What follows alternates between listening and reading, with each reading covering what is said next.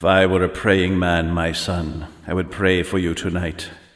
But alas, I am not.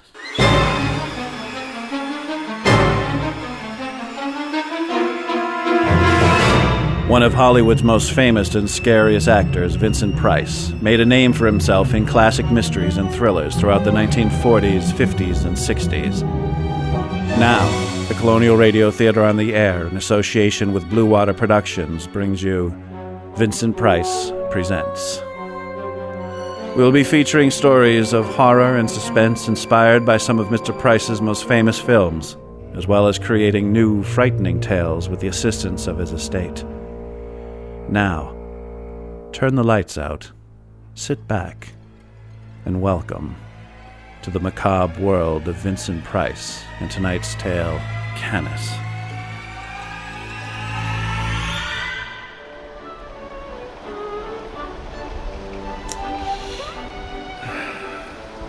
We must never deny ourselves life's little pleasures.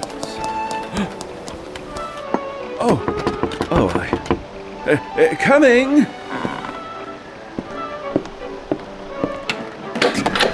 I believe you were expecting me. Expecting you? My name is Weaver. I spoke with your secretary at the university. You did get the message, I hope? Yes, I got it, Mr. Weaver, but I didn't think... Come in. For pity's sake, come in. Thank you, sir. I apologize, I didn't mean to scare you. I thought you were someone else. I was expecting... Think nothing of it. Please take your coat off. I'll get you a brandy. You drink, I hope? I do, yes. You're a writer. Of course you do. Mr. Weaver, you are English, I think? Oh, does my accent give me away? Just a little. Wet in England at this time of year, I believe? Wet at any time of year. You must feel right at home. Here you are. Oh, thank you. I apologise for the lateness of the hour, sir. I just flew in. And drove straight here? I took a cab. Must have left my bumper chute inside. Got rather drenched as a result. Forgive me, Mr. Weaver, but I was labouring under the impression that we were to meet tomorrow at the university. We were, but your secretary mentioned that the rarest items in your collection were kept here, in your own house. Well, that's certainly true. I imagine you didn't get that part of the message. Seems not. Is your cab waiting for you? No, I didn't know how long I was going to be. Do you want me to leave? Not at all, Mr. Weaver. It's simply that I imagine you're going to have a difficult time getting to your hotel tonight. You see, I have no automobile and the telephone line is dead. I can use my cell. Nobody ever gets a signal in this area. The hills, you see. Oh. So I'm afraid you're stuck here for the night. Fortunately, that will give us plenty of time to discuss your book. You are writing a book, that's correct, isn't it? That is correct, yes. On the subject of the myth of Bluebeard. Myth? Why, certainly, that's what it is. So it's said, yes. And since you're the acknowledged expert on the subject... Really? Where did you hear that? I read it in a newspaper. I don't remember ever seeing such an article. It was an English newspaper. Really? Well, everything I've heard about English newspapers must be incorrect, then. So you're writing a book about Bluebeard. My goodness. Such a subject, you're likely to sell upwards of 20 copies. I don't have any illusions about becoming the next Dan Brown, sir. I just want the satisfaction of knowing I've written a definitive work on the subject. In fact, I'm a little surprised you haven't written it already yourself, sir. I have no interest in doing so. I value my privacy. Oh, I hope you don't think I'm intruding. Oh, no, not at all, my dear fellow, not at all. I think I have some volumes that may be of interest to you. Follow me into the library.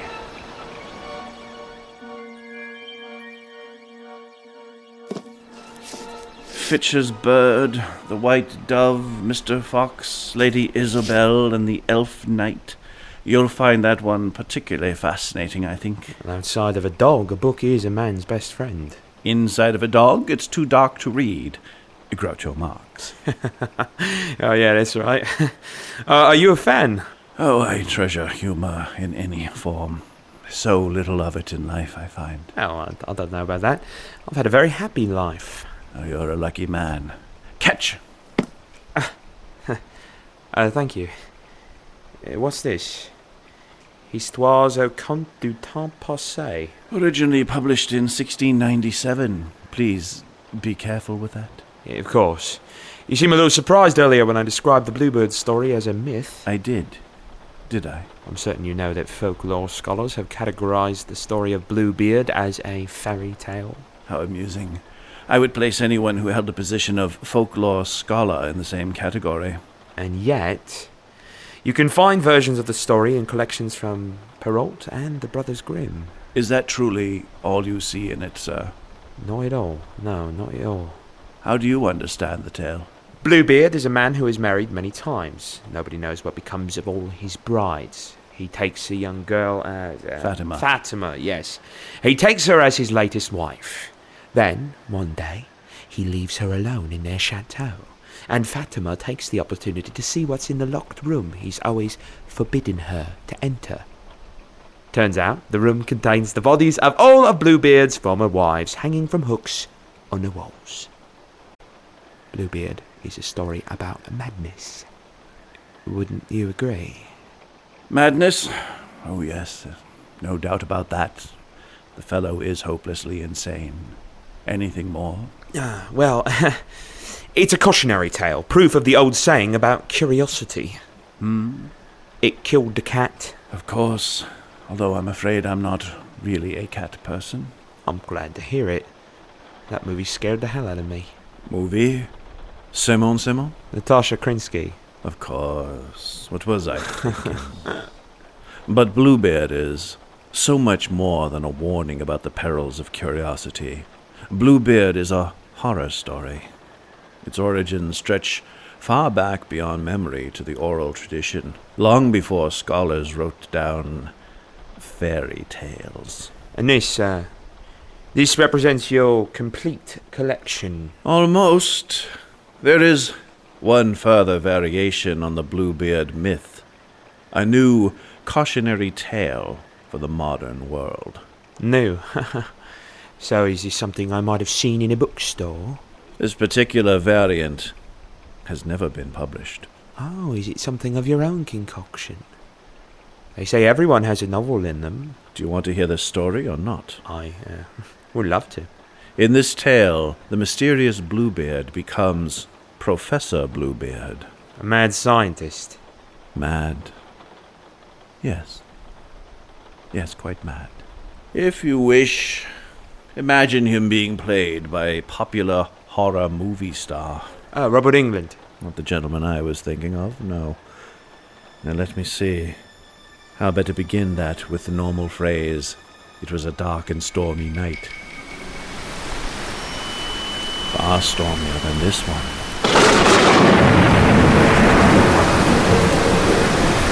That's better.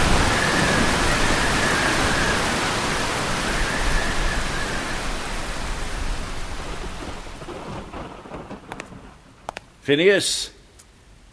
Phineas, where are you, my boy? Out here, Father. Phineas. Oh, Phineas.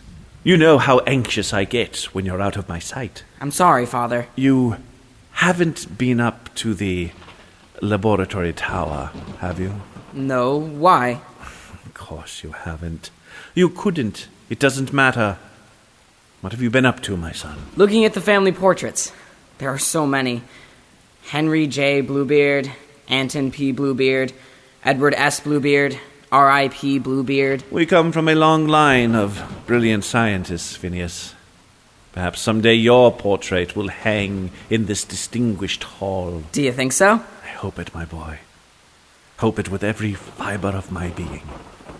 I tell myself over and over that perhaps you will be the one. The one what, Father? The one to turn round the fortunes of the Bluebeard family. To remove the stigma associated with our name. You see, Phineas, the Bluebeards are both gifted with the capacity for scientific genius and cursed with ill fortune and madness. Shall I be mad, Father? Perhaps. There are states madness is preferable to Do you know what day it is? Is it Monday? Anything more? Should there be anything more? Come with me, my boy.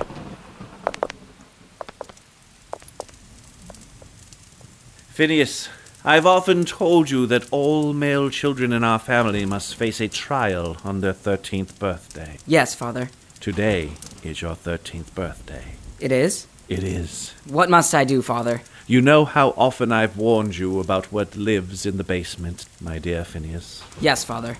The cyborg dog that has gone mad. Canus is his name. Canus. Canus is in a cage. He has only one possession.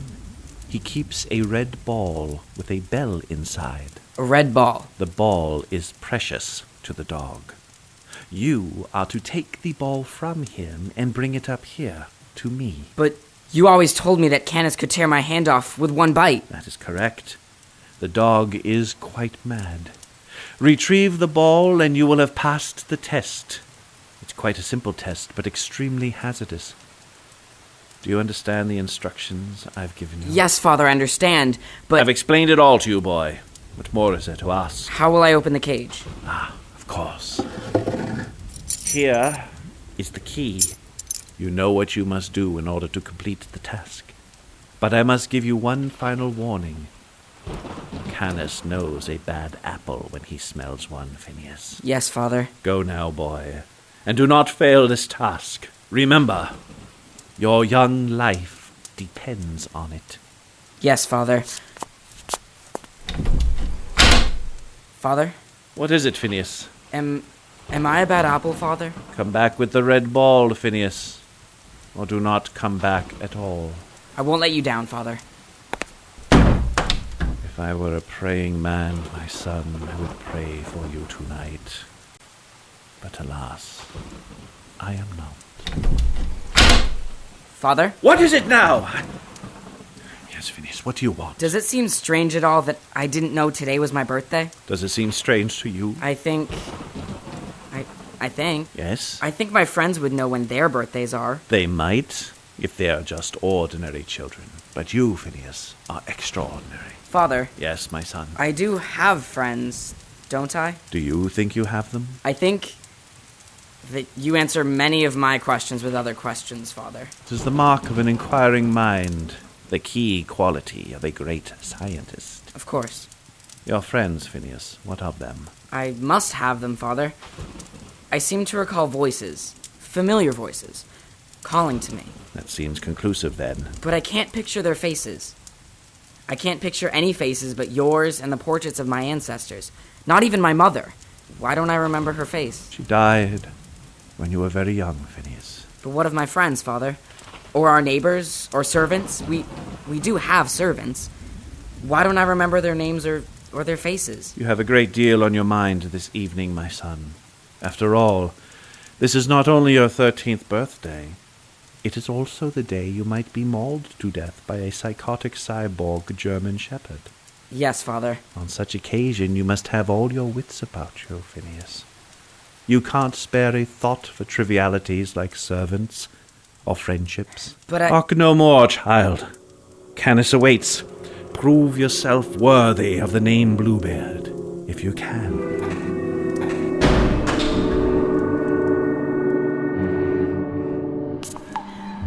I'll show, Father. I'm not afraid. Well, perhaps I... No.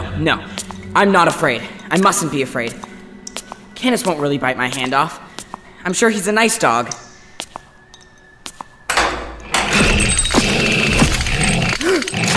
Look at him. He's hideous.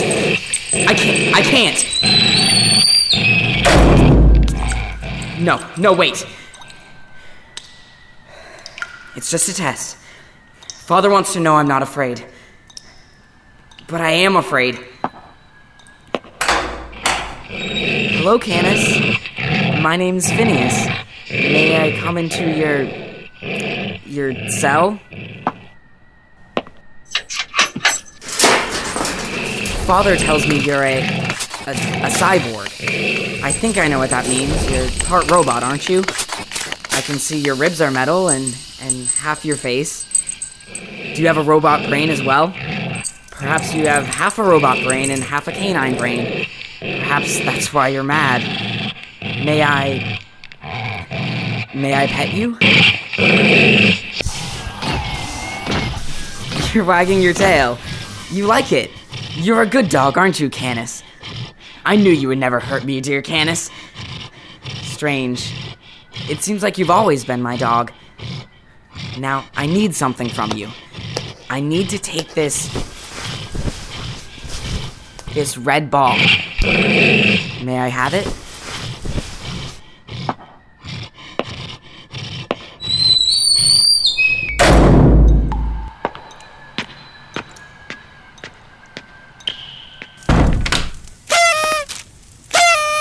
Happy birthday! Father, I have the... You've passed the test, Phineas. Come here. Oh, it is you. It is really you. You don't know how long I've waited for you to return to me. Return to you? Father, what do you mean? Of course I knew Canus would recognize the real you. How could he fail to do so? That is why it was necessary to prolong his life cybernetically. You did that to him? I don't understand. It doesn't matter now. None of it does, my dear son. My son.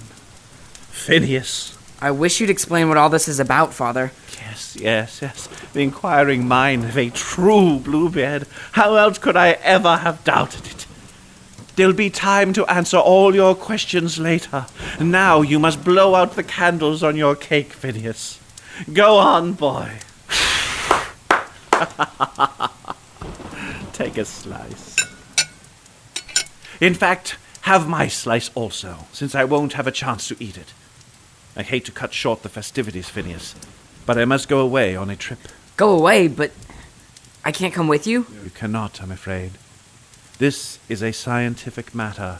A colleague requests my expertise, and I'm in no position to refuse him. Am I to stay here alone? Alone? No, not alone, my boy. I'll leave you with Canus. Canus?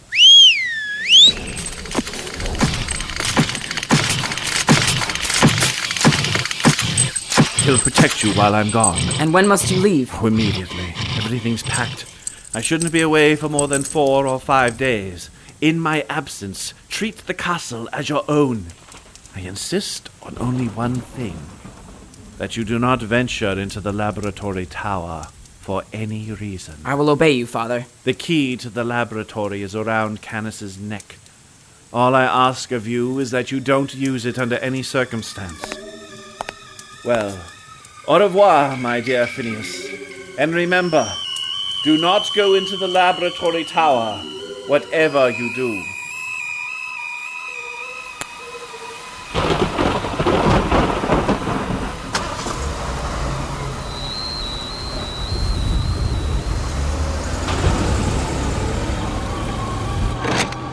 He's gone.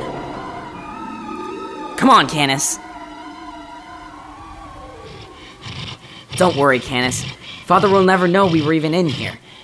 I must know what he meant about the real me. And I feel that... No. I know the answer is in this laboratory.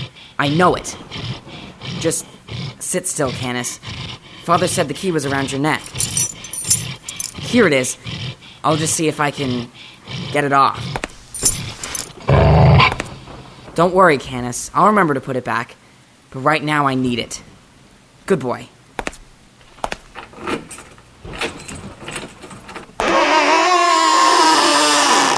I'm just going to look. I won't leave a trace behind, but I have to know. I'm not really disobeying Father. Not really. It's just the natural scientific curiosity of the Bluebeards. And where better to have scientific curiosity than a... It's a trap, Phineas. Run! Run, Phineas! Run for your life! Where are you? Here, Phineas. Right in front of you. But I only see rows and rows of jars. And in the jars? Fluid. A dark fluid. And... brains. Floating brains. The writing, Phineas. Look at the writing on the jars. It says... Wait a moment. Phineas 2. And the next is... Phineas 3. Then... Phineas 4? Phineas 5? How many of you are there? We are many, Phineas, and we are one. I can hear you in my mind. Yours are the voices I hear sometimes, my friends. But what are you? How can you be like me? We are not like you. Phineas. We are you. Impossible. You're nothing but... We are you. We are what you will become. Now you have found us. He will have no further use for you. He? Do you mean my father? He's away visiting a colleague. I wish that were the case, my son. Oh, Phineas, Phineas, Phineas. This was the final test, and you have disobeyed me. Now I must start my experiment all over again. Is that all I am? An experiment? Am I not your real son? For a while, I thought you might be. But after this... Explain it to me. I don't know that you deserve an explanation after this betrayal of my trust. Blame my scientific curiosity, Father. Don't call me that! The first Phineas was my son, but he died of brain fever at age 13. I've cloned him again and again, trying to capture his pure soul. Clones? Then I'm a copy of Phineas? Not close enough, it seems. You see, only Canus can recognize the true soul of my son, Phineas. But Canus did recognize me. Oh, you passed the test of Canus, true. But you have failed this final test. I told you not to enter the laboratory, and this is where I find you. You failed the test. You failed me. And now your brain must join the others for future scientific tests. You mean I'll be like them? Your clone brothers in the jars? Yes, my boy. You will be just like them. Don't be frightened. I'll make it as quick as possible. You won't feel a... ouch. Blade's a trifle dull. Perhaps you will feel something. Consider it a fitting punishment for your insolence. What's the matter with you? Back away, Canus. Back away, I say. Canus! No! Fire! Fire! Run, Phineas. While you have a chance, run. No! Fire! Fire! Run, Phineas. Run far away. Find a new mother, Father. Find a new mother, Father, for all of us. Phineas, my son! Save me! Save me!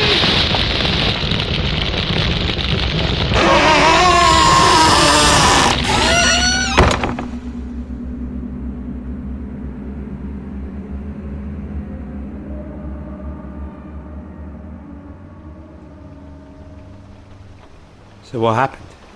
I just told you what happened, Mr. Weaver. A dog, even half cyborg, is man's best friend.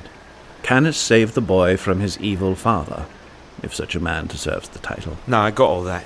What I mean is what happened to Phineas after he got away. He did precisely what his clone brothers told him. He found a new family, a delightful couple who took the lad in. And they all lived happily ever after. Would you deny him that? After he watched his real father burn to a crisp. No, I'm sure I wouldn't. I'm just wondering, wouldn't there be a lot of paperwork involved in adopting him? I mean, somebody must have noticed, asked questions. The couple lived in a small town, and of course it was a very long time ago. A very long time ago. And yet the professor was able to create multiple clones of his dead son. He was a brilliant but misguided man. And I'll bet all his research was destroyed in a fire.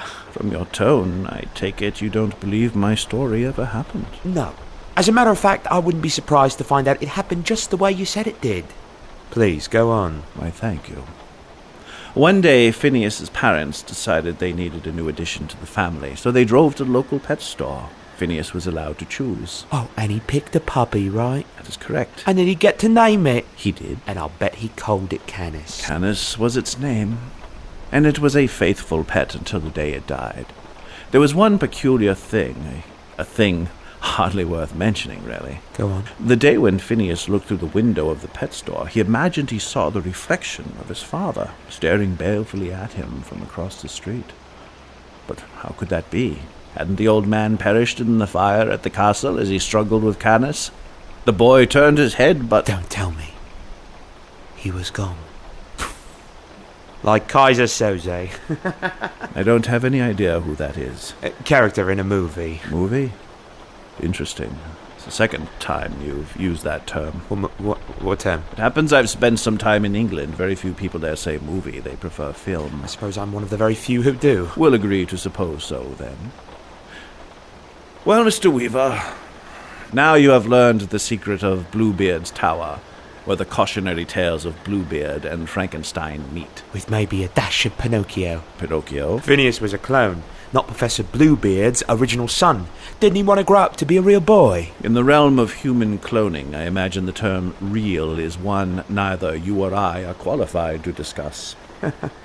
Well, thank you for the story. I enjoyed it very much. Will it help with your book? Book? Oh, yeah. Yes, very much. I mean, some of the details are a bit vague.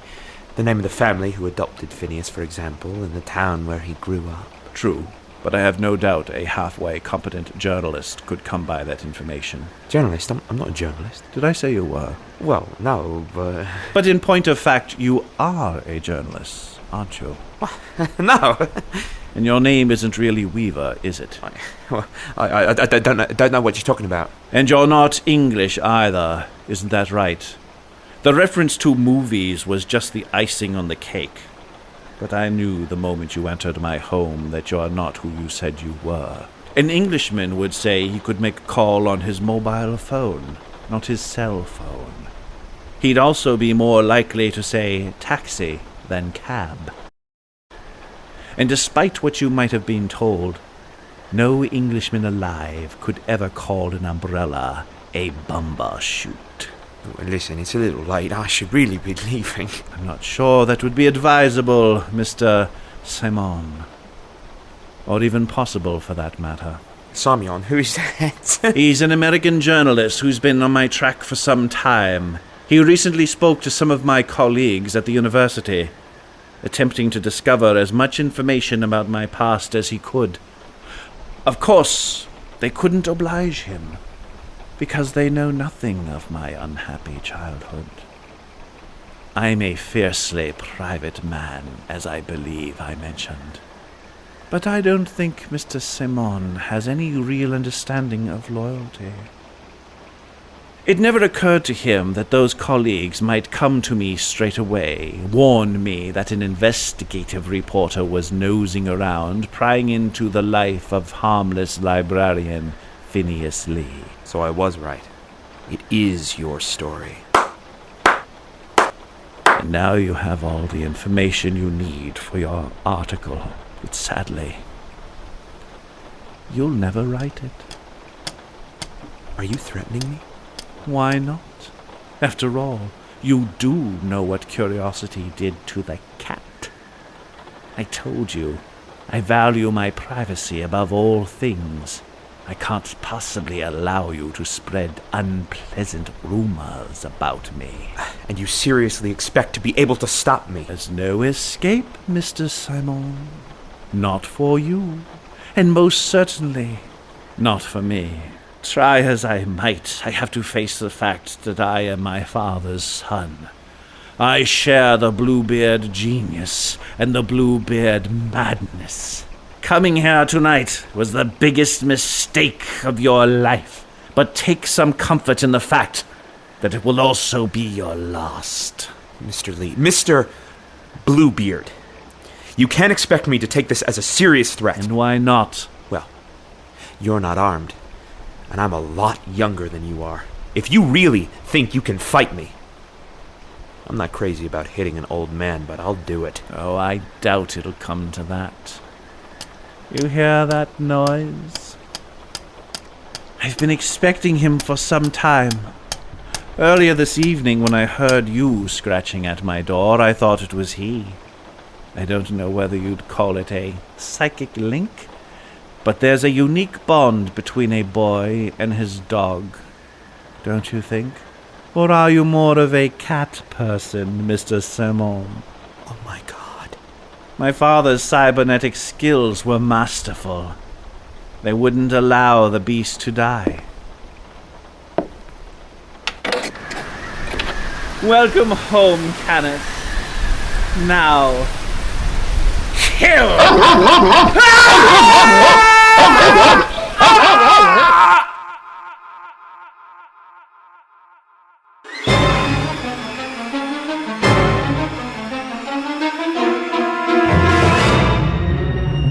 You have been listening to Vincent Price Presents and tonight's tale, Canus, starring Jerry Robbins as the librarian and Professor Bluebeard, Jeremy Benson as Weaver, and Isaac Bean as Phineas.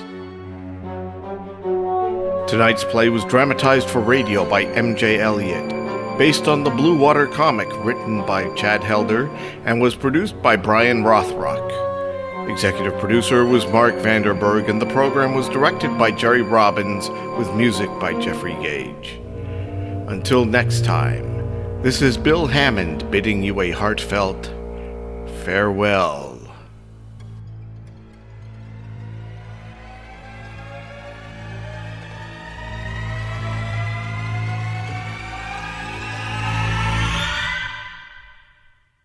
Vincent Price Presents is under a copyright by the Vincent Price Estate and Darren G. Davis. Audio production copyright by Colonial Radio Theater on the Air.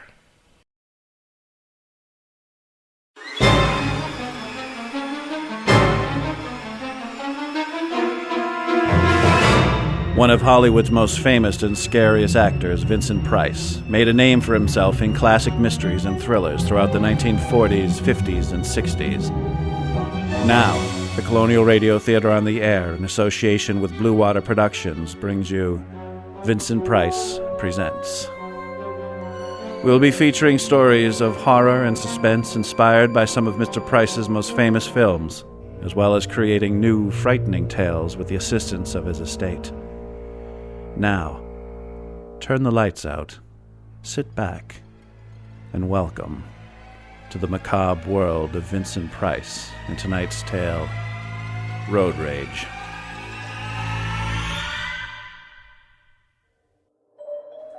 Coincidence, happenstance. It has been said that there are no accidental encounters. For advertising executive Glenn Manning, a minor accident takes a turn for the worse and speeds him down a road of dire consequence, and teaches him the true ramifications of the phrase, road rage.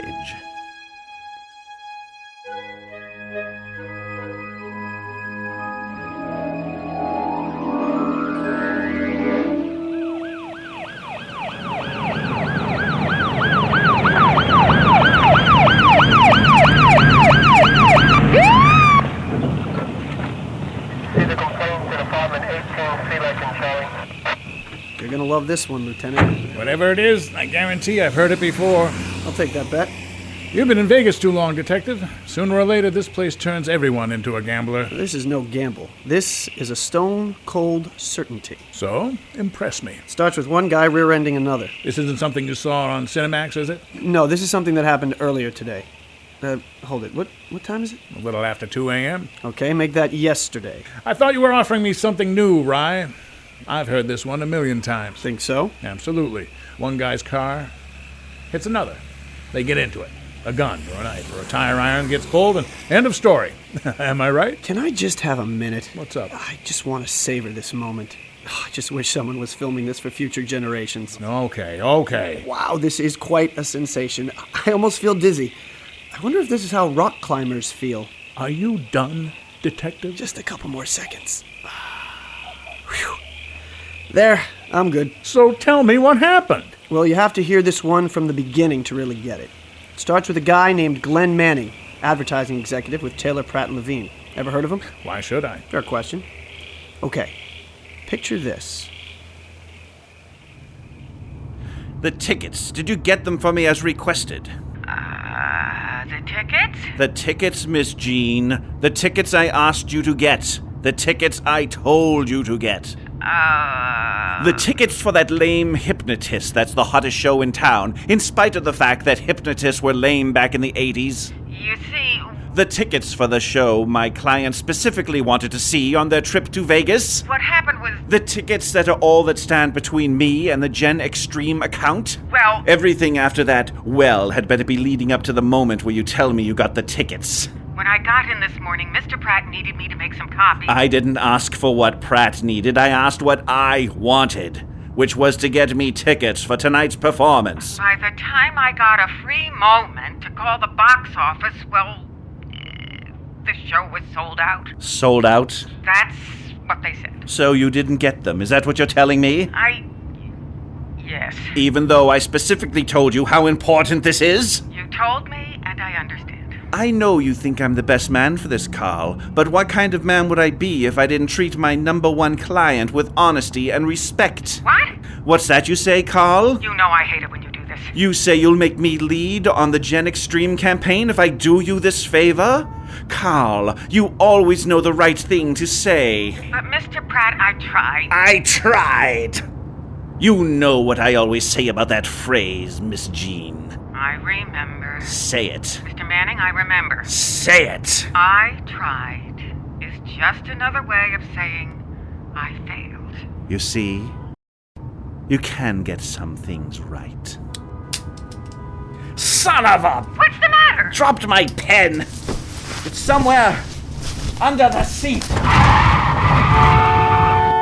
Yeah, and you, pal! Are you driving? Better than some jerkwads. Mr. Manning, are you sure you should be on the phone while you're driving? I don't think that's safe at all. Do I tell you how to do your job? All the time. In fact, you're doing it right now. Well, that's my job. And if you'd get me those damn tickets like you were supposed to, I wouldn't have to do it. Mr. Manning, I keep trying to explain. It's always excuses with you, isn't it?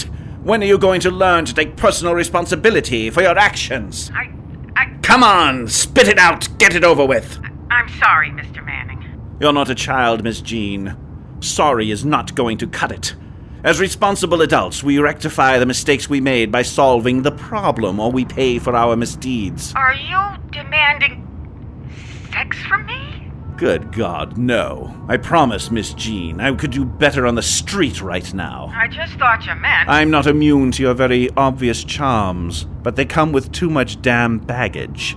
When we say we pay for our misdeeds, I mean we pay with our jobs. You're firing me? It looks that way. That's not fair. Fair? Miss Jean, I don't know what you've been led to believe, but this is not a democracy. It's a hierarchy, and I am the king. What if I sue for unfair dismissal? You won't. I might. But you won't, will you? Of course, you could look for another job, but it's a pretty bleak market right now. You want to keep your job. Yes, Mr. Manning, sir. I want to keep my job. Good girl. See? You can make a good decision. In that case, I highly recommend that by the time you return to the office, you have the tickets, or you will be truly sorry. Ah! Now look what you've made me do! Damn it, woman! Mr. Manning? Mr. Manning! Are you all right? Did you hit someone? Not someone, something! Another car! Oh my God, is anyone hurt? Who cares? Just get me the tickets! The bimbo!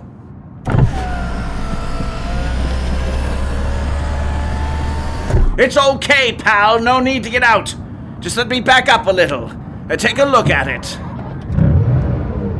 I can't wait to see what this is going to do to my insurance. I had a field day with those DUIs. There's not even a scratch. Sorry, pal. Have a better one.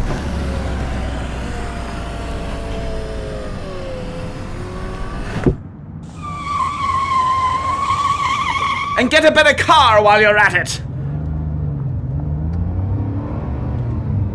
Guess I dodged that bullet.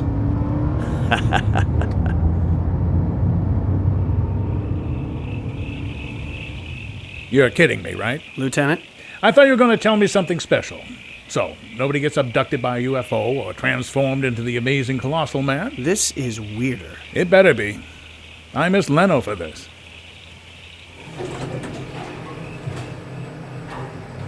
Dental floss. How the hell am I supposed to sell dental floss? Good morning, Mr. Manning. Good morning, Sally. Something wrong, sir? Just a world-class bout of deja vu. It felt like I'd done this before. You have. I have? Every morning, sir. Right. I guess I have at that. No visitors, Sally. I'll be busy making Norma's life a living hell. Same as every morning. Good morning, Taylor, Pratt & Levine. My name is Sally. How may I assist you?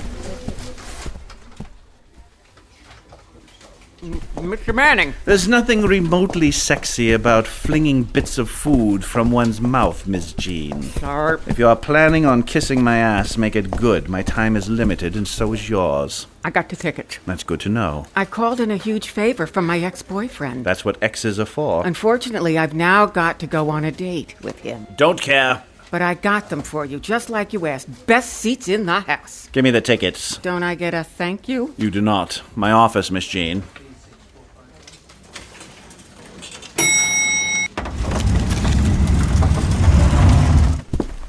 Good morning, gentlemen. Welcome to Taylor, Pratt & Levine. My name is Sally. How may I assist you? Manning.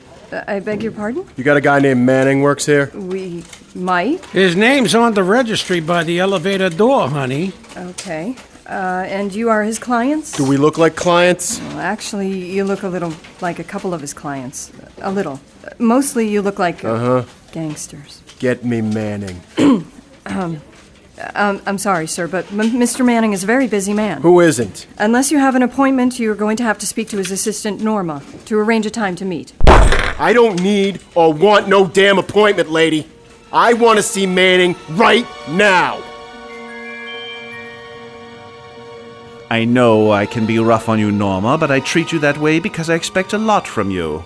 Drink? No, thank you. It's a little early. No, get me a drink. Of course. Norma, I've had more assistants over the years than you can imagine. I can imagine quite a lot, sir. For one reason or another, most of them couldn't hack the pressure. Hard to believe, sir. Ice? Always. And that's exactly what your job is, Norma. It's pressure. It's your mettle in these situations that defines you. Your drink, Mr. Manning. Good. So if you can't man up when the heat's on you, well, then you're just another pretty broad with a nice set of legs and a great rack. It's nice to know you have that kind of faith in me. I want you to come with me on this presentation to see how it's really done around here. If you keep your mouth shut and eyes open, you might actually learn a thing or two. I won't let you down, sir. All my assistants say that. Come up with something original. Yippee-ki-yay? It'll have to do. Get the art boards. We're going to see Pratt. Yes, Mr. Manning. You Manning? Who the hell are you? Man asked you a question. And I answered that question with a question, big guy. Why don't you get down to the gym and pump yourself? Mr. Manning, these gentlemen are insisting on seeing you. I got that impression too, Sally, but I'm afraid you're out of luck, boys. I'm on my way to a pitch. Can't fit you in till next week at the earliest. Make an appointment with my secretary, Miss Jean. Now, if you'll excuse me... You ain't going anywhere until you pay up. Sally, who are these people? All I know is... Don't remember me, huh? Obviously not, and I promise you that snakeskin suit would have made an impression. I'm the guy whose car you banged up and then decided to run like a punk bitch. Whoa, let's take it down a notch, fella. There's ladies around. No need to get upset. Am I getting a little more memorable now? I recall the incident, and to be clear, Mr., I barely tapped your car.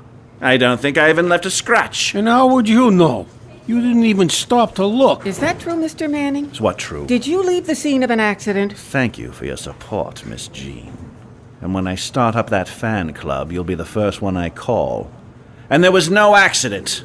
I was fine. Pay up for damage, Pally, before I get really upset. Look, there must be a mistake. I could see clearly that there was no damage to your car. It was just a light tap. Maybe you should use some of your overpaid salary to get your eyes checked. I've had just about enough of your lip, sir. The name's Benny. And if you don't believe me, come and take a look for yourself. Fine. Sally, tell Mr. Pratt I'm going to be delayed a few minutes. Miss Jean, come with me. Why do I have... Because I want a reliable witness, and God help me, you're the closest thing that I've got to that.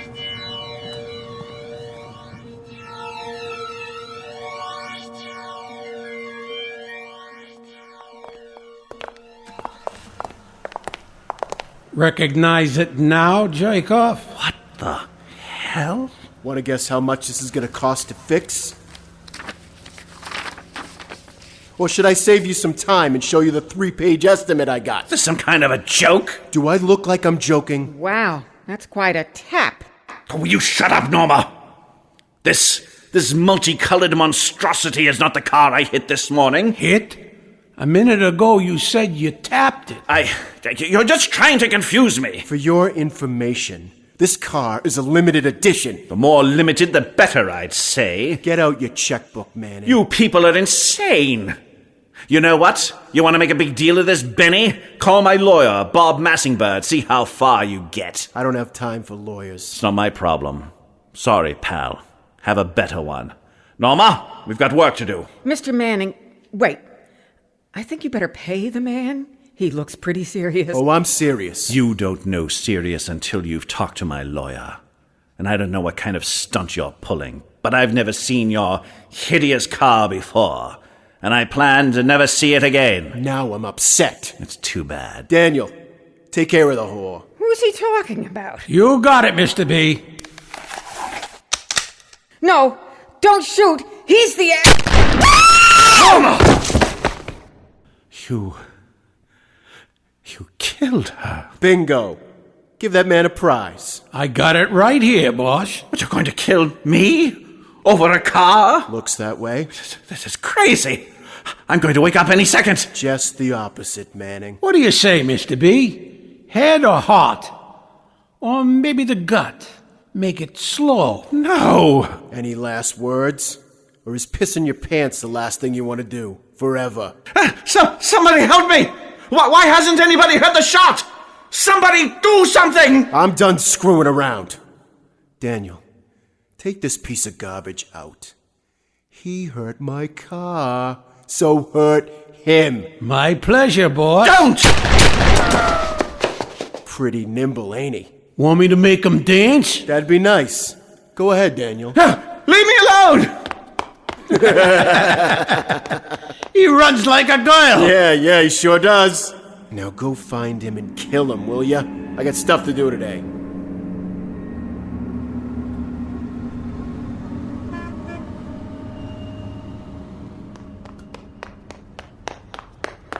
Oh my God.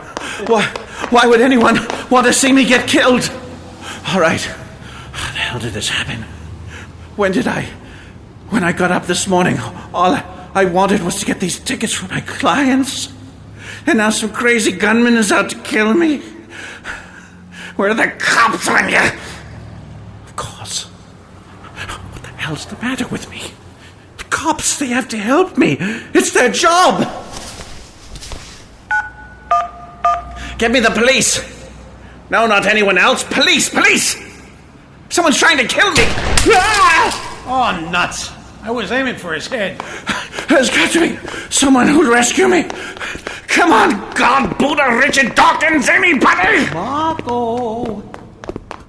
Come on, Manning. Don't you know how to play? Why the hell did I run up? Maybe I could jump. Or maybe not. Why not? This isn't a half bad idea, Manning. Bullets ain't cheap, and there's a recession. You ready for this? Oh, for God's sake, I'm begging you. Don't do this. Your boss, he's a psycho. He's got you in some kind of trance. I'm not in any kind of trance. Of course not. You're a reasonable man. Daniel, isn't it? I feel I can really talk to you, Daniel. That's nice. You're gonna pay me not to kill you? Yes! Oh, God, yes! I can give you money, as much money as you want. Will you take a check? Doesn't it matter? We can go to the nearest ATM. Just don't throw me off! Hey, Manning, do you believe a man can fly?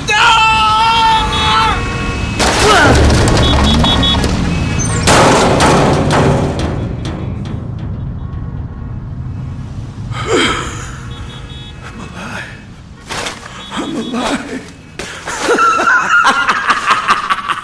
I don't believe it. I'm alive. It stinks. Where the hell am I? Why do I smell like garbage? Oh, a dumpster. I landed in a dumpster. I didn't even see. It's unbelievable.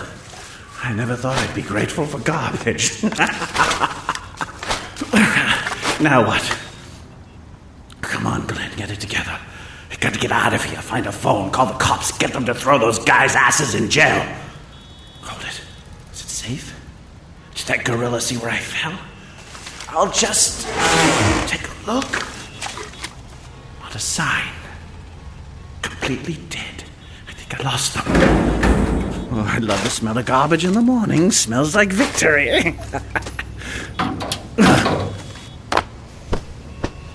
Who's a jerk off now, assholes?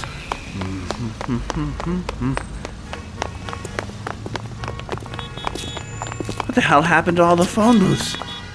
Too many jerks with cell phones. Hey, buddy! Can I use your phone? Can I?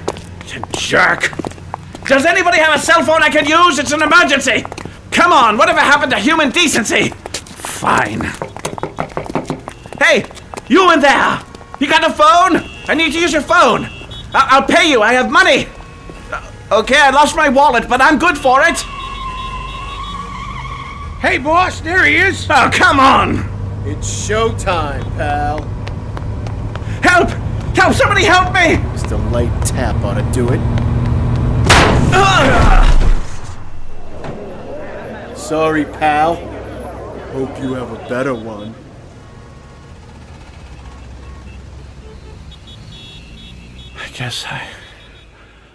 I guess I dodged that bullet. There's nothing remotely sexy about flinging bits of food from one's mouth. Ladies and gentlemen, please remain in your seats. There's been a minor accident. What the hell? Glenn? Glenn, what happened to him? The blood. The blood. He's dead. Dan, what did you do? I stabbed him. Why did I stab him? But I do still hope you enjoyed the show.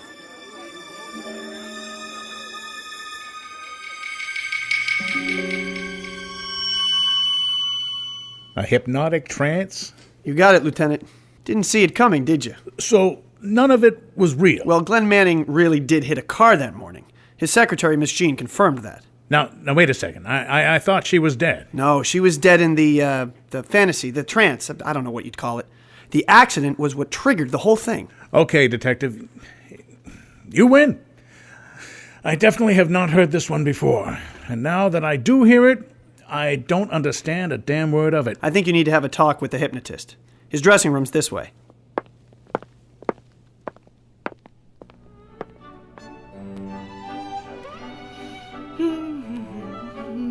Do you mind? Of course, Lieutenant.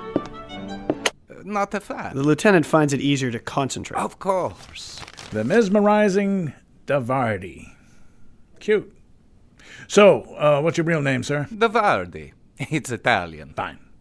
So, let me get this whole thing straight. There were 3 of them on stage? Glenn Manning and his 2 clients, Benjamin Vane and Dan Meyerson. That's correct. They're both down at the station, Lieutenant. So, which one was in the trance? They all were. All 3 of them. All 3 of them? Mm-hmm. It's the nature of my act, Lieutenant. You have a person up on stage. Everyone says they're a stooge. But a whole table at a time, that's what makes the show unique. And the hottest act on the Vegas cabaret circuit. Okay. So, what do you do with these guys? Once they got up on stage, bark like a dog, strip down to their unmentionables? I've always found such entertainment rather vulgar. I prefer to suggest interesting situations and encourage my subjects to play them out. And you suggested a case of road rage? That's correct. Why? I beg your pardon, Detective. Why? I don't know. The idea just came to me. I suppose it's a common enough scenario, one the audience would be familiar with. Never used it in the act before? And never shall again, I assure you. So all 3 of them were in a trance, playing out this scenario you suggested to them? Yes. You told them what parts to play? Only that Mr. Manning should be the person responsible for the accident. As for the other 2, their imagination suggested their characters. Businessmen, criminals. The distinction is a fine one, I'd say. Why pick on Manning? He seemed like the type. A hypnotist must also have a good working knowledge of psychology. I only spoke with him for a few minutes before putting him under, but I knew at once that he was a bad sort. Not as bad as Dan Meyerson or the guy who killed Manning. Yes, I feel just terrible about that. I had no idea he'd even taken the steak knife from his table.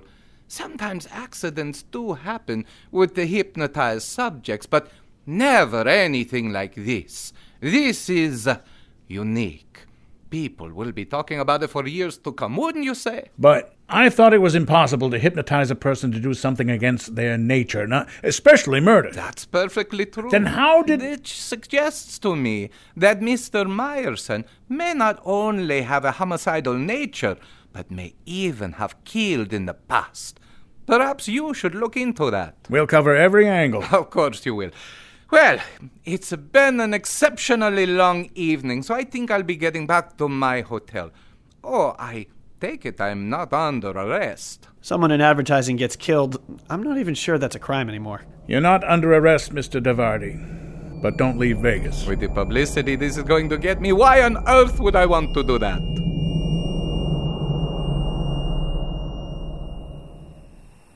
Is this your car, Mr. Davardi? It's not much, I know. Looks like it might have had a little bump. Oh? Some traces of yellow paint. At the back here. Detective, what color was Glenn Manning's car? Canary yellow. Mr. Davardi, any chance Glenn Manning's car hit yours? And he came to see my show the same evening? Oh, that would be quite a coincidence. I've heard stranger stories today. Well, this is certainly something I'll enjoy telling the local news. Not over yet. See, Detective Rye checked the table the three men were sitting at. All the steak knives were still there. Meaning someone must have slipped him that knife. How bizarre. You said all hypnotists have to have a good working knowledge of psychology, but you didn't have Meyerson pegged as a potential murderer. Can't win 'em all, Lieutenant. We might have to take a look at your car, Mr. Davardi. After tomorrow, you're welcome to it. Someone told me recently that I should get a better one. Who was that? Just some passing motorist. Well, good luck with your investigation, Lieutenant. And I do hope you have a better one.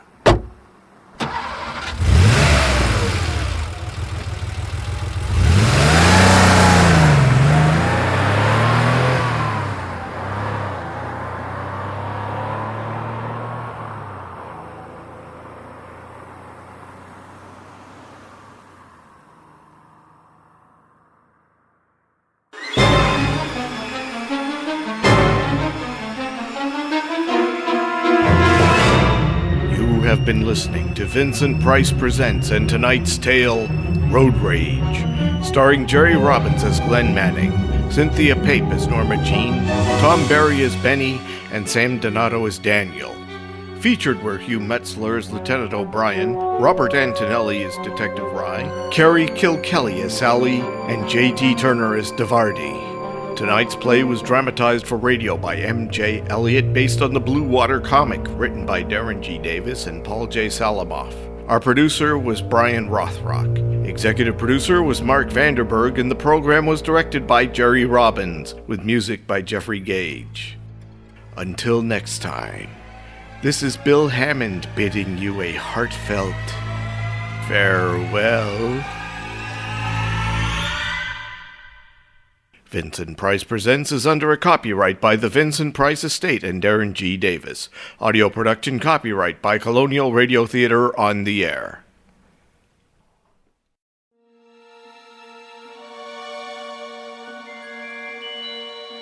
CD extras. Audio quality may vary due to impromptu recording.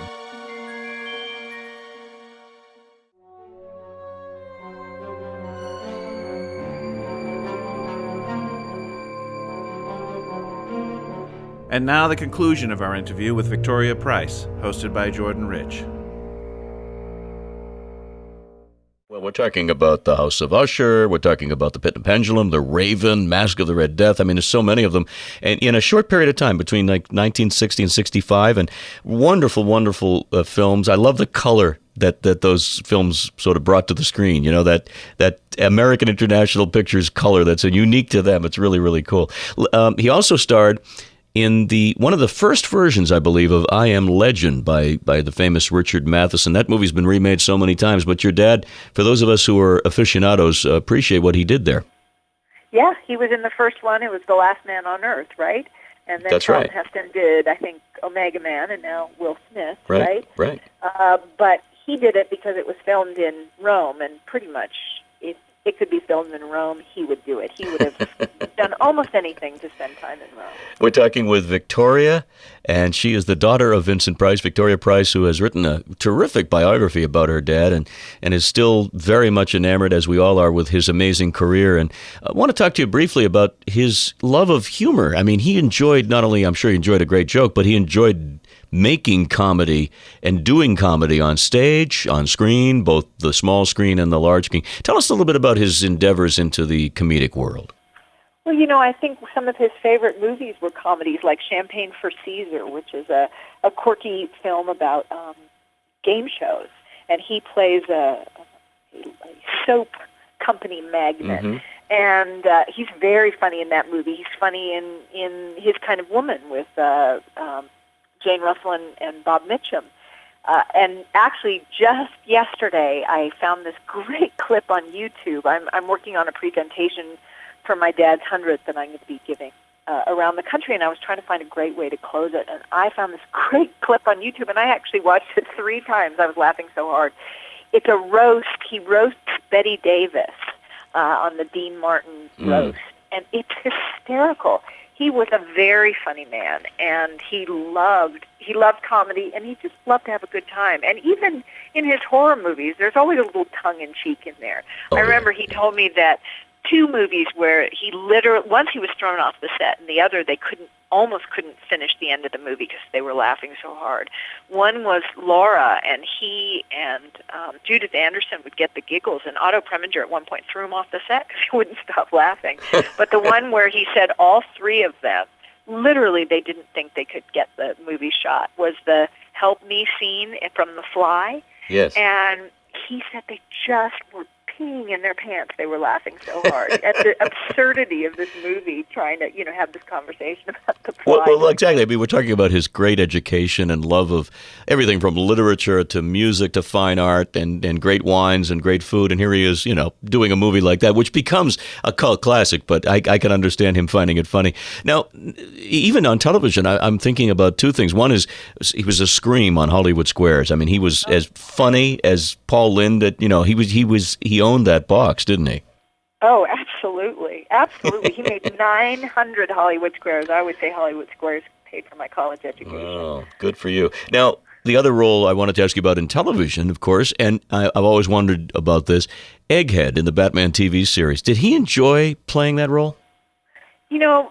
Because I was born when he was in his 50s, he really wanted to do things that made my friends and my peers know who he was. He wanted to be current for my generation. So he did a lot of things like that. He did Mod Squad. He did Egghead. He was on the Brady Bunch in the famous 2-part Hawaii episode. He loved doing things like that because it kept him young, and he was so young at heart. And so doing those things for kids, for that audience, was something he really enjoyed. He had a great time. Because that stuff, as campy as it is legendary. And your dad was one of the celebrity villains and there were some of the best actors on the planet, Burgess Meredith. I mean, they were just an amazing array of people who came in, and who can forget Egghead? Exactly. We're talking here with Victoria Price, having a great time and discussing the great Vincent Price, the subject of the CD collection from Colonial Radio Players, and it's a fabulous, fabulous collection, as you know, and I know that your dad would be very, very proud of what these folks have put together. Getting back to his work on screen and elsewhere, it's really fascinating that he becomes very popular and very hip with a much younger audience in the late 70s, early 80s, when he teams up with Quincy Jones and Michael Jackson and the famous Thriller. How did that come about for him?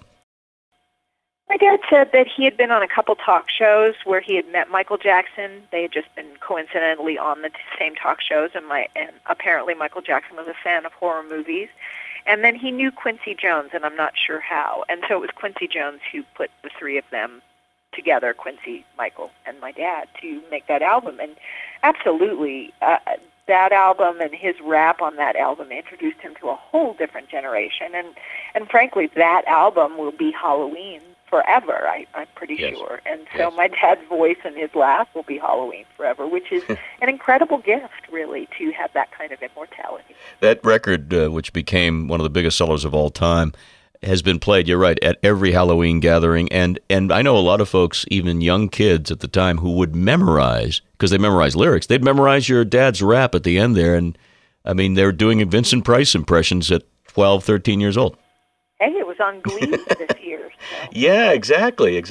And of course, the final role, I don't know how it happens this way. So many times with great performers, it's almost, I guess, heaven sent, these kinds of roles, because it leaves an impression. And that, of course, is Edward Scissorhands, that role that he played with Johnny Depp. And it was such a touching part, even though it was a small part, because I guess he was ill, your dad. But tell us a little bit about Edward Scissorhands and maybe what that role means to you when you look back at that.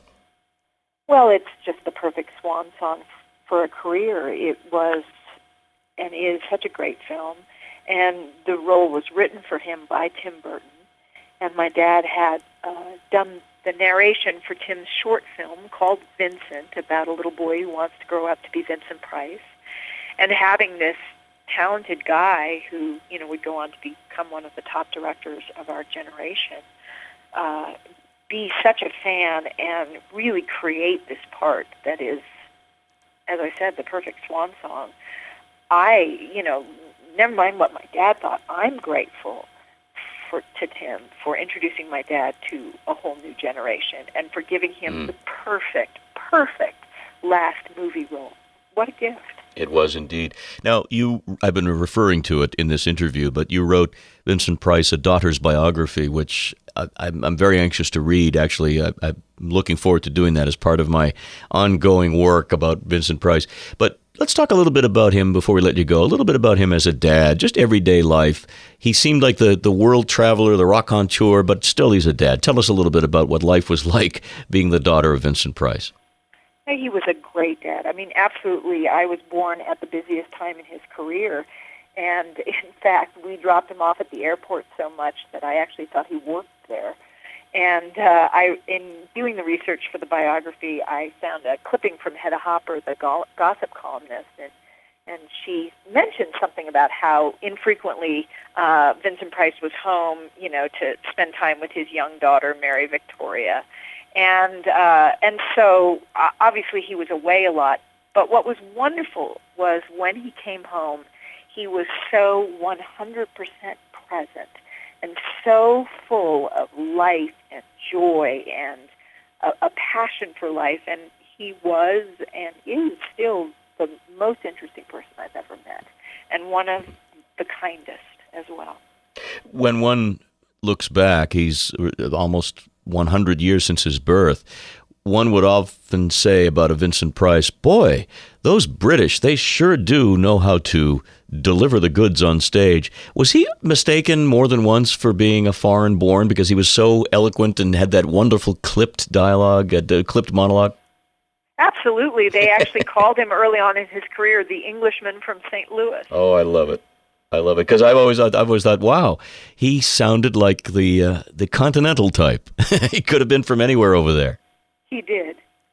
And looking back, before we sign off here, looking back at his illustrious career, this is an unfair question, but if you were to pick the one role, the one movie role, let's say, that you'd like to hang on to and keep by your bedside as a great, great tribute memento, or just your favorite, what would it be, Victoria? I probably couldn't pick one. My sentimental favorite would be Edward Scissorhands, because that's him at the end of his life, and so I have a sentimental attachment to that movie. But I think the movie that probably he was proudest to have been in was Laura, because it's such a classic. Laura continues, as many times as I've seen it, as many times as it's been reviewed, continues to be the if not the ultimate, then the penultimate film noir film that brought us so many great talents, including your dad, brought him into the spotlight. Thank you so much for joining us, Victoria. We wish you and your family well, and we want to thank you for the legacy that is Vincent Price. Well, it's my pleasure, and thank you for carrying on the legacy through these programs. It's fantastic. That concludes our CD extras for Vincent Price Presents Volume 1. I hope you enjoyed the interview. This is Dre Robbins speaking.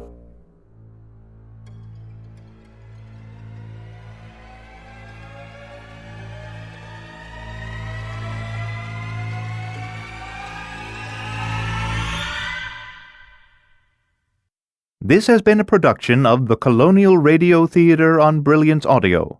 For further information concerning this program or other Brilliance Audio titles, please call the following toll-free number, 1-800-222-3225, or visit our website at brillianceaudio.com. No part of this recording may be played for an audience or reproduced in any form. It may not be streamed, downloaded, broadcast, or copied without written permission.